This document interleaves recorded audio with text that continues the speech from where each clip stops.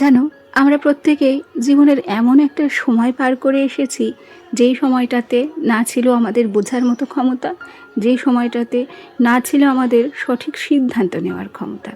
তবে বর্তমানে বয়সের একটা সময়তে এসে আমরা ঠিক ভুল কোনটা আমরা ভুল করেছি, কোনটা আমরা ঠিক করেছি, বর্তমানে নিজেদের ভুলগুলো কী করে শুধরোবো, এই জিনিসটা বোঝা শিখেছি। যেই সময়টা চলে যায় সেই সময়টাকে আর ধরে পাওয়া যায় না, তখন একটু ভুলের জন্য আফসোস অবশ্যই করতে হয়। তবে এই কথাটাও ঠিক, জানো তো, প্রত্যেকটি মেয়েকে সময় থাকতে নিজের পায়ে দাঁড়ানোর জন্য চেষ্টা করাটা অবশ্যই কর্তব্য। সব শেষে গিয়ে না হলে সত্যিই পস্তাতে হয়। একটা সময়ের পরে গিয়ে সব কিছু তুমি ফেরত পাবে, তোমার হাতে একটা ফোনও থাকবে, তুমি ব্লগিংও করতে পারবে।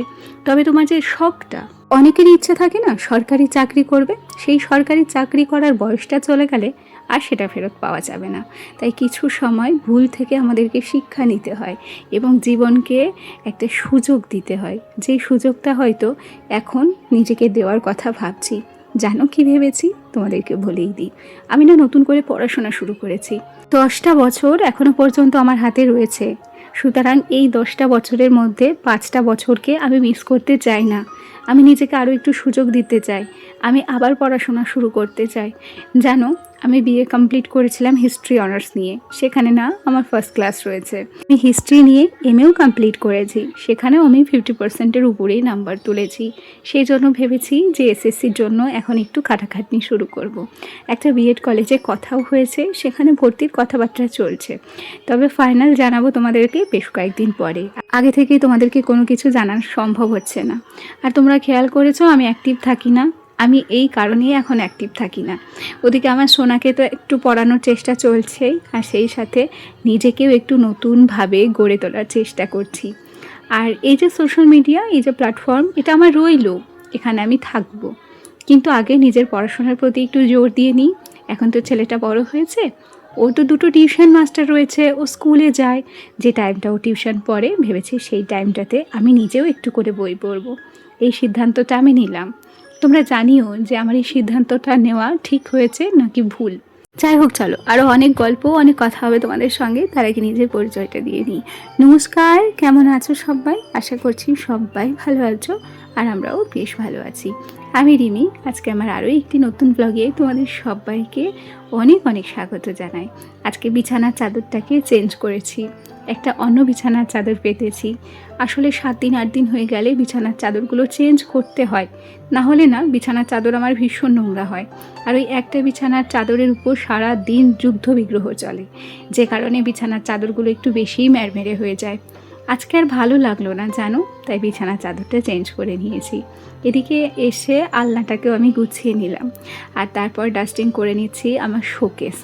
আসলে কি, এই কাজকর্মগুলো যতই যা করি না কেন প্রত্যেকটা দিনই করতে হয়। এমনটা নয় জানো তো যে আমি পড়াশোনা শুরু করেছি বলেই কিংবা পড়াশোনা শুরু করব বলেই ঘরের কাজ করব না। সব সময় যদি পড়াশোনার উপরেই নজর দিই তাহলে আমার ঘরদোরও কিন্তু নোংরা হবে। তাই সব দিকই ব্যালেন্স করে চলতে হবে। আর সেই কারণেই না ভাবছি বেশিরভাগ সময়টা একটু বইয়ের পেছনে দেব। অবশ্য বইয়ের পেছনে বেশি টাইম দেবো বললেও ভুল, সংসারের পেছনেই অর্ধেকটা সময় চলে যায়। কারণ রান্না বান্না থাকে, আর সমস্ত কাজকর্ম থাকে, ঘরের কাজকর্ম থাকে, তা সেরে যতটা সময় পারি বইয়ের পেছনে দিচ্ছি। তবে সেই সাথে আমার এই ঘরদোরের কাজকর্মগুলো তো না করলেই নয় বলো। আমি জানো আলনাটাকে ভালো করে পরিষ্কার করে নিয়েছি, শোকেসটাকে ডাস্টিং করে নিয়েছি, এরপর ফ্রিজটাকেও পরিষ্কার করছি। সব কিছুতেই একটা সামঞ্জস্য যদি না রাখি তাহলে কিন্তু চলবেই না, ওদিকে সংসারটাও তো নষ্ট হয়ে যাবে। গৃহবধূদের এই হচ্ছে একটা জ্বালা। গৃহবধূরা যদি চায় যে সংসার সামলে নিজে কিছু করবে, সেক্ষেত্রে প্রচুর সময়, প্রচুর পরিশ্রম ব্যয় করতে হয়, সেটা খুব ভালোভাবে বুঝি। তবে নতুন কিছু করা কিংবা নতুন কিছুতে উৎসাহ পাওয়ার আনন্দটাও তো আলাদা থাকে, তাই নয় কি বলো? অনেক বুঝে দেখেছি যে কিছুটা টাইম এখন পড়াশোনার পেছনে দিই, আর 5টা 7টা বছর একটু খাটি, তারপর না হয় ভাববো যে না, আমার দ্বারা হবে না। তবে এখন যেহেতু সময় এবং সুযোগ আছে, সেটাকে কাজে লাগানোই বুদ্ধিমানের কাজ, তাই নয় কি বলো? আর তার উপরে তো আমার মাটির ঘর, ঝাড় দেওয়ার সময়, ঝাড় দেওয়ার পরে প্রচুর ধুলোবালি থাকে। পড়ার সঙ্গে সঙ্গে এখন যদি ঘরের কাজগুলোও না করি, এই ছোট ছোট শোপিসগুলোকে খেয়াল করেছো কতটা ধুলো পড়েছিল?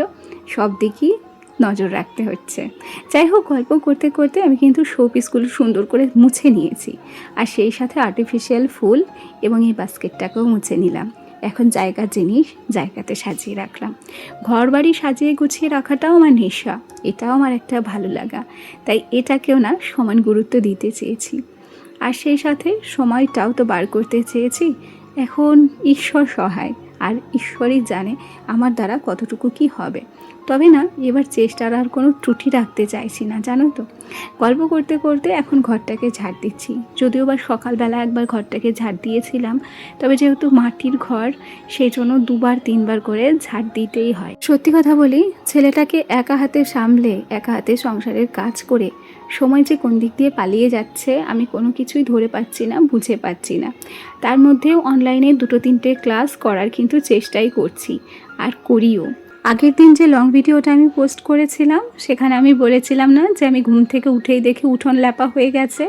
সেখানে না একজন কমেন্ট করেছে যে উঠোন তুমি কেন তোমার শাশুড়ি মাকে দিয়ে ল্যাপালে, তুমি তো নিজে লেপতে পারতে। আচ্ছা, তার এই প্রশ্নের উত্তরটা আমি কি দেব বলো তো? আমি অত ভোরে ঘুম থেকে উঠে দরজা খুলে যখন দেখছি যে উঠোন ল্যাপা হয়ে গেছে, তখন তার উপরে আমি কি করে উঠোনটা লেপি?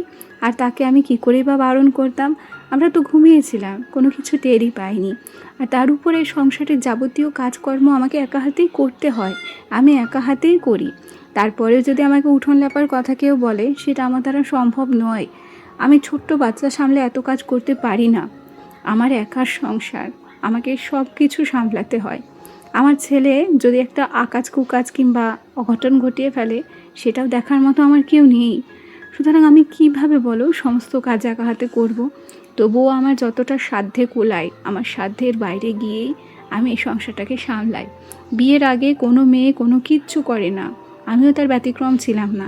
হ্যাঁ, আমি নিম্ন মধ্যবিত্ত ঘরের মেয়ে ছিলাম, অভাব অনটন তেমন আমাদের ছিল না ঠিকই, তবে তাই বলেই সংসারের কাজকর্ম কোনো দিন করার মতো পরিস্থিতি এসেছিল না। শুধুমাত্র নিজের পড়াশোনা নিয়েই ব্যস্ত থাকতাম।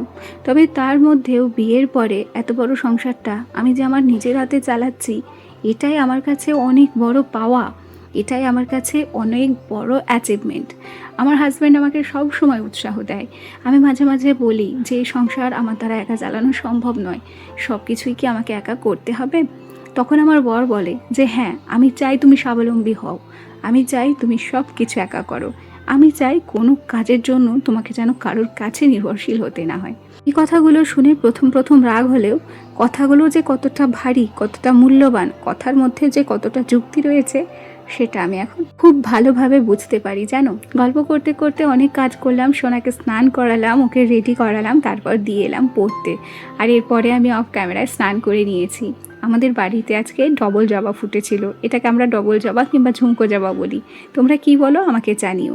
আর ফুল গাছে ফুটলে যতক্ষণ না পর্যন্ত ঈশ্বরের চরণে দিচ্ছি, ততক্ষণ পর্যন্ত আমার শান্তি হয় না। পুজো দেওয়ার পর ঘন কালো মেঘ ঘনিয়ে এসেছে। চলো ভিডিওটি এখানেই শেষ করছি, টাটা।